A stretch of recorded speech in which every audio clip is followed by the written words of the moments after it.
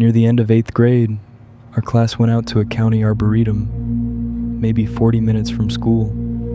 The teachers liked it because it looked educational on the permission slip. There was a visitor center, a butterfly house, a boardwalk over the wetlands, and a few garden plots with signs about pollinators and invasive plants. They split us into groups, but Mr. Heller, our science teacher, wasn't the kind to keep counting heads. He mostly walked with the parent volunteers and let us drift where we were supposed to. Tessa and I let ourselves fall behind after the butterfly house. The rest of our group stopped at a compost display, and neither of us wanted to stand around while someone talked about worms for 20 minutes. We took a side path that curved behind a greenhouse, figuring we'd circle around and meet up at the boardwalk. A man stepped out from beside a rolling cart of plastic trays and asked what school we were with. He was maybe in his 30s, wearing work boots, khaki pants, and a dark green windbreaker. He had a radio clipped at his waist and a laminated badge on a cord around his neck. It was turned backward, but I remember thinking that was normal. Staff badges flip around all the time. When we told him, he nodded right away like he already knew. "Your group got rerouted to the lower picnic shelter," he said. "One of the teachers asked me to bring any stragglers through the service side so you don't end up on the wrong loop."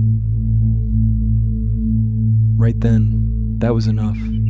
We were already off the main path, and he said it in that swift, slightly impatient way adults do when they expect you to just go along. He started walking. We followed. At first, it still looked like part of the place. We passed stacks of empty pots, bags of mulch, and a hose coiled on a reel.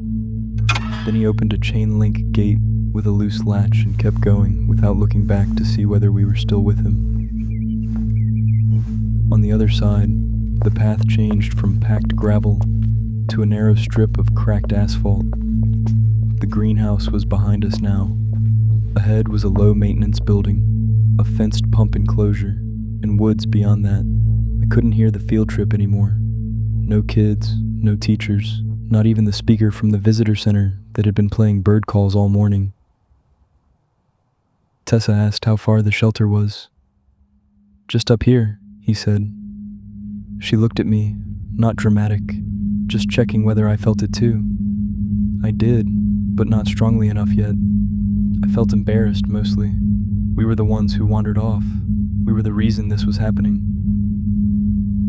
A few seconds later, the man's radio knocked against his hip. It never made any sound. That was the first small thing that really settled in my stomach. The second was when he called the Arboretum a campus. Nobody there had called it that. All the maps and signs said gardens. We got to the maintenance building, a square cinder block structure with no windows on the side facing us. He pulled open a metal door and stood beside it. "Hang on in here while I call your teacher over," he said. It was dark inside. Not pitch black, but dark enough that I couldn't make sense of the room right away. I saw shelving, a mop bucket, and the shine of something wrapped in plastic. What I didn't see was any reason for us to be in there. Tessa stopped walking. The man smiled then, but only with his mouth. "Come on," he said. "Don't make this into a thing." He reached for the strap of my backpack and gave it a short tug. Not hard, almost casual, like he was correcting where I was standing. That was the moment it became simple. Up until then, I had still been trying to make him fit into the trip, into the place, into some version of an adult who belonged there. After that, I stopped trying. Tessa said, very fast, "I think I'm going to throw up." She bent over like it was happening already. The man turned his head toward her, more irritated than concerned. I stepped backward, and when he moved to block me, she kicked over a stack of black planting trays beside the wall. They scattered across the asphalt with a loud snapping crash that carried farther than I thought it would. We ran before he could decide which one of us to grab. I remember the sound of our shoes more than anything else. the slap of rubber on the pavement, then gravel, then the hollow thud of the boardwalk once we found it again. I looked back once and saw him at the gate, not chasing us, just watching to see if we'd keep going toward people. Then he turned and went back the way we had come. We slipped into the edge of our group near the marsh overlook. Mr. Heller was talking to a parent and doing a head count from a clipboard that he clearly hadn't updated.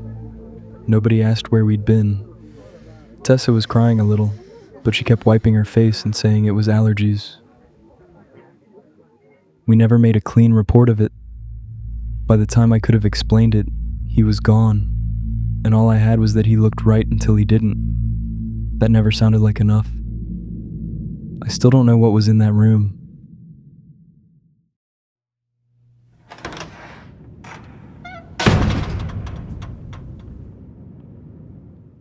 Like, share, subscribe.